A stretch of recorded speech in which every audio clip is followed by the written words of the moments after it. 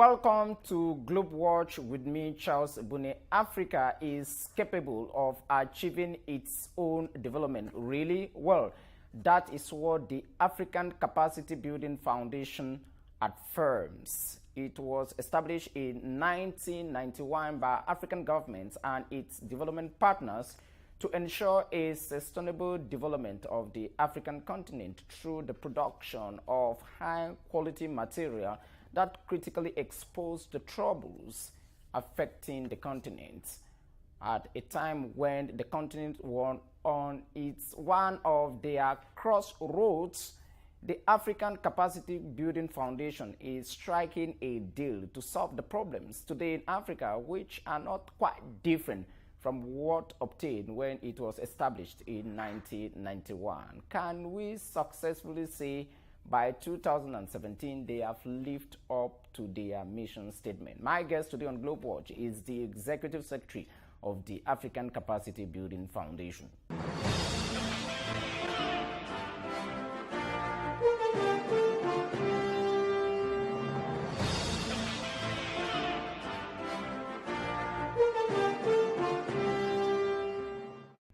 Professor Emmanuel Nadozie, welcome to Globe Watch. Thank you.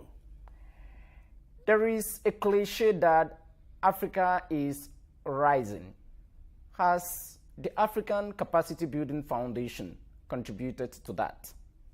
Yes, indeed, the African Capacity Building Foundation has contributed significantly to assisting African countries to achieve their development objectives and to be where they are today in terms of the economic growth that is very respectable, in terms of improving the lives of men and women of Africa, and in terms of helping to promote democracy and political stability across the continent. You just said that the African Capacity Building Foundation has contributed to where the African economies are today. Where are we at the level of the African economies today? What is their nature today? No, as you can see, if you compare African countries today to where they were in the early 60s when many of the countries got their independence, you would realize that in every sphere of human endeavor, whether it's in the political arena or it's in the economic arena or it's even in the building of institutions and promoting regional integration, you would see that African countries have made significant steps because at independence, you would hardly see a number of roads that are tarred, access to potable water, even electricity, not to mention institutions of higher learning and all the other kinds of institutions and human capacity that is necessary to really promote development. But today, the story is completely different. You go to every city, you see that there's a massive urbanization taking place. There's a huge middle class that is emerging. There's also the diversification of economies of many African countries that are becoming more and more industrialized, and that many opportunities exist everywhere. But does that mean that Africa is exactly where it should be? Does it mean that the continent has fulfilled its potential? The answer is no. There's still room for improvement. And we at the ACBF have been playing our own part in assisting African countries to really achieve their full potential, whether it's in terms of building the capacity of men and women, or building the capacity of institutions, or even helping to promote development in general. We have been playing a key role at the continental level, at the regional level, and at the country level.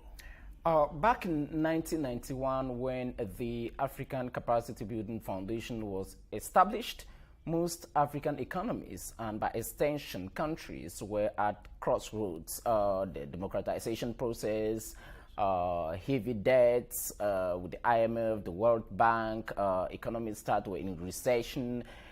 In 2017, and as I speak to you, it is almost the same atmosphere. So many African economies are almost in recession. There is a kind of going back to the IMF for assistance at the World Bank, it seems as if we are still on the same spot. Why the deadlock? Well, first of all, we have to distinguish between the sort of cyclical economic problems or recessions that you can have with some of the long-term trends. If you look at the long-term trends, you would see that the trajectory has been mostly positive. In fact, African countries were so resilient, they were able to withstand the global economic crisis far much better than any other countries, because they were not heavily indebted, because they were managing the economies far much better than they did in the 70s. Thanks to the sort of capacity building programs that ACBF and others have done in strengthening economic management capacity in the continent. But having said that, we should also realize that we cannot generalize too much about the African continent. There are countries, especially those that are heavily dependent on primary commodity exports or minerals, that have been severely affected by the global economic downturn. Nigeria, Gabon, well, even Cameroon is also part of that. That exactly, and they are the ones who are having to bear the heavy burden of the slowdown in first of all, the drop in the prices of these commodities, as well as the slowdown in demand for those commodities. But this goes to the heart of the problem of the African economies, the lack of diversification and lack of economic transformation and industrialization. And this is what we have been promoting at ACBF, that every country needs to really pay attention to an industrialization strategy, building the critical skills that are necessary, strengthening the key institutions, and undertaking this industrialization so that they can create jobs for the African young people. You just spoke about job creation. One of your mission statements is to improve governance on the continent and ensure that there is transformation, which you were talking about. But one key issue which remains a headache is the level of corruption on the continent. And the Kofi Annan report indicates that roughly $50 billion leave the continent each year through illicit financial flows, which are not far from corruption practices. How much have you been investing to reduce the rate and level of corruption on the continent so that the resources have a direct net impact on the people? Well, I think we need to realize that corruption is everywhere in the world, and Africa is not necessarily a more corrupt continent than elsewhere in the world. That should be a wrong consoling statement, right? Well, because we tend to often try to mistakenly think that Africa is probably more corrupt than anywhere else, and I disagree with that completely, because corruption exists everywhere. I don't want to name names, but there's a whole lot of things going on. But having said that, one shouldn't be comforted by the fact that you are not as corrupt as others, because I can tell you there are certain countries where I will point out in the continent, and you can hardly see any corruption going on. But Rwanda, for example. Well, thank you for bringing that up. But the point I'm making is corruption everywhere is something that has a destabilizing effect on economies. It worsens poverty. It creates. It actually can lead to state failure eventually if care is not taken, because we have seen experiences of that. But the issue here is mostly when you mention the illicit financial flows. The largest proportion of funds flowing illicitly out of the continent is not from corruption, although corruption is part of it. It is from practices of multinational companies in terms of tax evasion, transfer mispricing, and other kinds of things that they do to avoid maybe paying their contribution to the continent. So that's very important to note. And African countries, just as you saw the story about Great Britain when what's the name of this coffee company, the coffee maker from the United States, was unable to pay taxes for several years, and the British government could not even be able to get that because of the sophistication that's involved in the practices. So African countries do not necessarily have the capacity to really confront these illicit outflows. But there's hope, because the Mbeki panel that was created some years ago, I had the privilege of working with that. We were able to really identify the sources of the problem, the magnitude of the problem, and we're able to really help African countries to begin to build the necessary capacity that they need to be able to confront this flow. Building partnership is one of your benchmarks. How do you network with development partners to carry out projects that impact ordinary African lives? I understand that a few years back you negotiated a roughly $3 million deal to help Djibouti. Yes, partnership is a critical approach to our own capacity building initiatives in the continent, because the challenge is quite significant, and no one institution or organization can really address this problem alone. So strategic partnerships with the African Union, for example, with the African Development Bank, with the UN Economic Commission for Africa, with NEPAD, and with the countries themselves and other external partners, in terms of maybe leveraging our own areas of comparative advantage and making sure that we bring our complementarities to work together. So we have built this sort of partnerships. Some of them are just at the technical level, and some are in terms of bringing our resources to bear upon that. For instance, we are here in Cameroon, starting from tomorrow, we're going to work with the Pan-African Parliament to be able to see how we can effectively improve governance on the continent and the role that the parliaments can play in really ensuring that natural resources are used to the benefit of the people. We're working with IDEA, the international IDEA.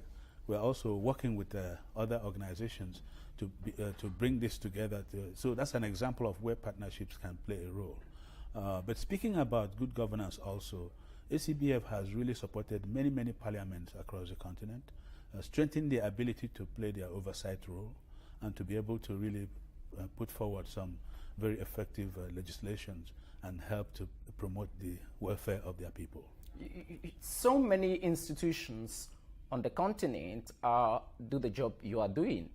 The UN Economic Commission for Africa does almost the same job. The African Capacity Building Initiative does almost the same job. The IMF comes in and does almost the same job. The World Bank. Where are you uniquely different from all other institutions? Well, what you have described about many people being involved, or what I may call the crowded terrain, shows you the enormity of the problem. Because as we speak right now, the amount of demand that we receive on a daily basis from member states, from organizations, from non-governmental organizations, civil society, businesses, and all that, for support is quite significant and quite staggering. It shows you that there is opportunity and there is significant challenges that remain on the continent. And having said that, we need to recognize that in 1991, there was a need to really create an organization that's uniquely focusing on capacity development. And that was in essence of the African Capacity Building Foundation. And ACBF is not only the premier organization to build capacity on the continent, it is one that is uniquely focusing on that has so many strengths. Because it's a member state, it's a Pan-African organization, member state organization, where we have the governors, the ministers of finance and planning of various African countries being the governors of ACBF. And also we have an organizational, institutional framework that really helps us to really deliver capacity development in a very unique way.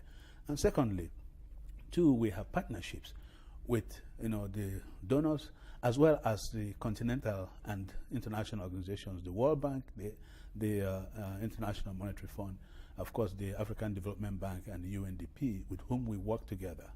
So often what happens is that instead of competition, we bring our complementarity. And ACBF has the mandate to coordinate and lead capacity development on the continent. We are now a specialized agency of the African Union, as you may know, charged with building capacity for implementation of Agenda 2063. So I don't really see any competition or any problem. The problems are so huge that everybody is welcome to play their own role as well. You have repeatedly used the expression capacity building in the course of the interview. What does capacity building mean at the level of the African Capacity Building Foundation? For us, capacity building simply means making sure that individuals, organizations, and countries have the ability to use their own resources and their abilities to achieve their goals. In other words, if, for example, a country wants to industrialize, that's an objective, to achieve its vision of being maybe a middle-income or high-income country. The question then is, does it have the critical skills necessary to industrialize? Second thing is, does it have the key institutions and the key organizations that are necessary? Does it have a private sector that is capable of driving this agenda? Does it have the ability to design and actually implement industrial strategies and policies for it to transform itself? And if we do a capacity needs assessment, which is unique to ACBF, we will realize whether the country has the ability to do it or not. And that's how we begin to intervene to develop capacity development strategies and then implement those to address the skills, the human capacity angle, the institutional capacity angle, and far more importantly, what we call the soft capacity angle, which is about leadership, which is about mindset, which is about values, and which is about really having the self-confidence and self-belief. Critics will hold that you have virtually done nothing since 1991, because if I take the human capacity aspect in particular, Africa has the highest number of expatriates working on the continent, which means that these are not Africans being used, and that billions and billions of dollars are wasted paying foreigners because we have not developed our own human resources in key areas.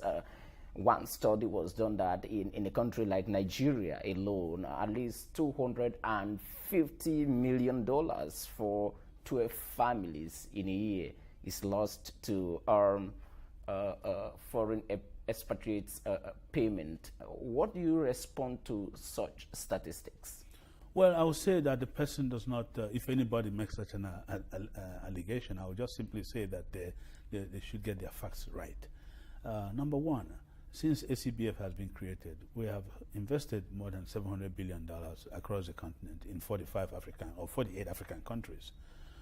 Number two is that in the process of this investment, we have created over 40 think tanks in the continent, and these are essential for the sort of good policies you see today in terms of evidence-based policy making and uptake of knowledge and capacity building.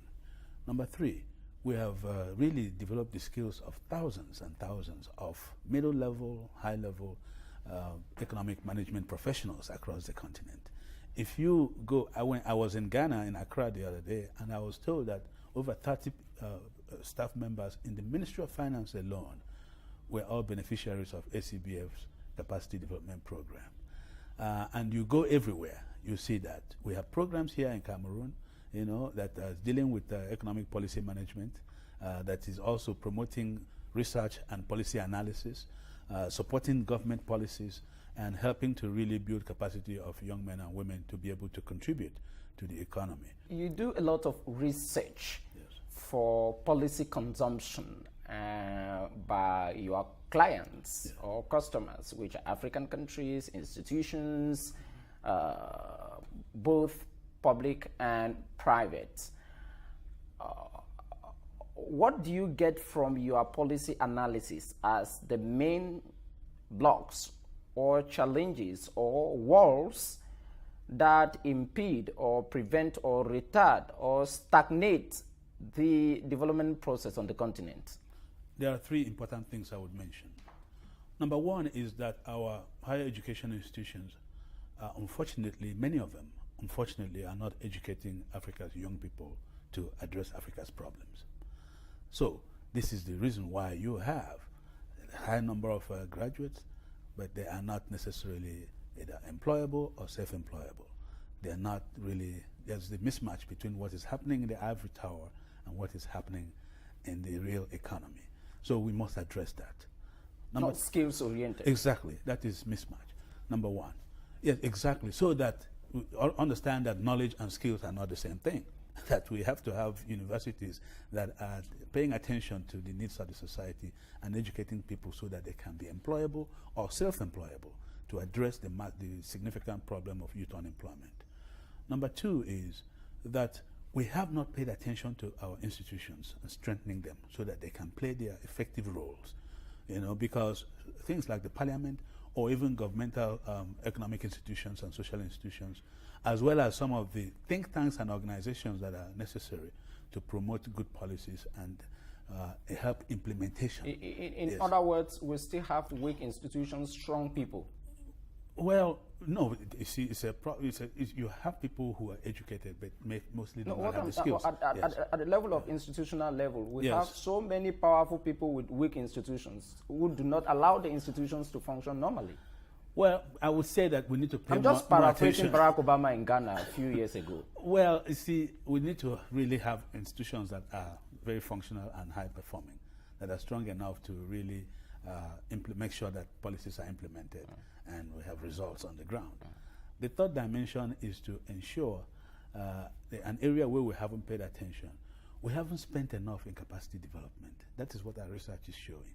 As a matter of fact, the alarming fact at this point is if you look across the board, whether it is governments or it is the donors or it is other institutions, investment in capacity development is actually going down, and that is troubling. What is the empirical evidence to that? With our own research.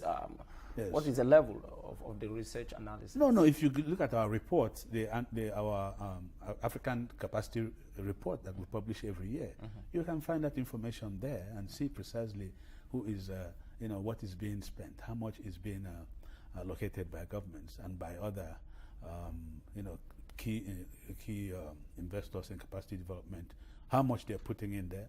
And for us, this is extremely important, that there must be an intensification of this investment.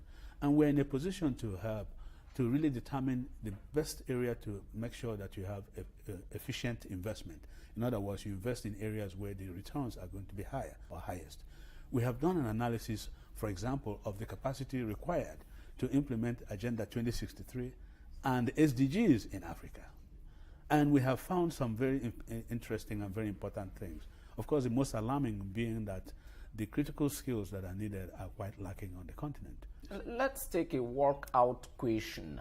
What will be the role of the African Capacity Building Foundation in ensuring a maximum realization of Africa's 2063 agenda, which of course will be 100 years or the centenary of most African countries gaining independence from their colonial masters, which is a kind of vision by the African Union today? As you know, ACBF helps to build capacity in a number of ways.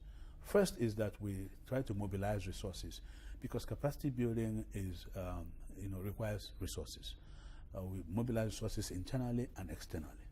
The second thing is that we invest in capacity building, either through institutions, universities or centers of excellence, or think tanks, or setting up policy analysis units, or other individuals who are involved in this, through grants and through direct investments and partnerships. Number three is that we also generate knowledge, as you rightly pointed out, and best practices, and share this knowledge with everybody, so that this will help in really having a better understanding and implementing capacity building programs.